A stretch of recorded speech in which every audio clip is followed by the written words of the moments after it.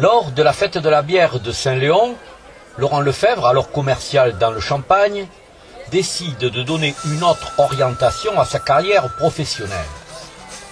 Ce jeune Belge brasse en amateur, dans le garage de sa maison de Saint-Capré, une petite quantité de bière. Le succès est immédiat. C'est par exemple comme ce soir, mais c'est génial parce que les gens reviennent et puis ils aiment bien et il y a une bonne ambiance, la fête est super. Bien, je suis très content. Je suis désolé, Je n'ai pas le temps. Réalité plaisante, elle justifie l'initiative de Laurent Lefebvre. Il vient d'ouvrir, avec le soutien de la mairie de Saint-Capré, une microbrasserie artisanale au domaine de l'Oustalo. Il y a une de microbrasserie en France qui est géniale, donc il y a plein de brasseries qui ouvrent un peu partout. Rien qu'ici autour de Bordeaux, il y en a 5, dont la brasserie Aliénor.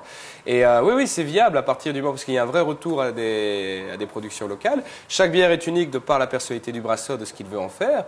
Mais par rapport aux bières Aliénor, effectivement, donc la demande est là, elle continue à augmenter, mon réseau de distribution augmente. Moi, ma philosophie, c'est d'être sur des bières artisanales de caractère, type bière d'abbaye. On va pouvoir s'asseoir, partager un bon moment. Donc je recherche les assemblages, les saveurs, être sur des bières qui ne vont pas être des bières, ce n'est absolument pas péjoratif, mais qui ne vont pas être des bières de soif, parce qu'il y a d'excellentes bières de soif, mais on va être sur des bières qui vont être rafraîchissantes tout en ayant plus de corps et plus d'arômes. Donc la blonde, c'est 3 maltes d'orge différents, 2 types de houblon, elle fait 6,5 en alcool. La blanche, c'est du malt de froment malt d'orge, elle fait 5,9 degrés en alcool. Et la brune, c'est 5 maltes d'orge différents, 2 types de houblon, elle fait 6,5 aussi. En fait, chaque bière, comme je l'ai dit, est unique. On peut faire le parallèle avec le vin, puisque quand on fait du vin, on part d'un mou de raisin que l'on va faire fermenter. Il y a des assemblages de cépages différents. Et la bière, on part d'un mou de céréales que l'on va venir aromatiser, amériser et donner des tanins avec les houblons, et que l'on va faire fermenter par la suite. Donc il y a vraiment cette recherche d'assemblage. On peut faire le parallèle de partir d'ingrédients naturels pour transformer ceux-ci, obtenir du sucre et puis le faire fermenter.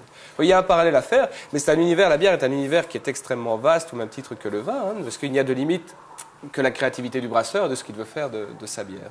Place maintenant au talent du brasseur, son espoir que sa bière se bonifie aussi avec le temps. Entre le moment où je brasse et le moment où je la fais sortir sur le marché, il va s'écouler 2 mois et demi.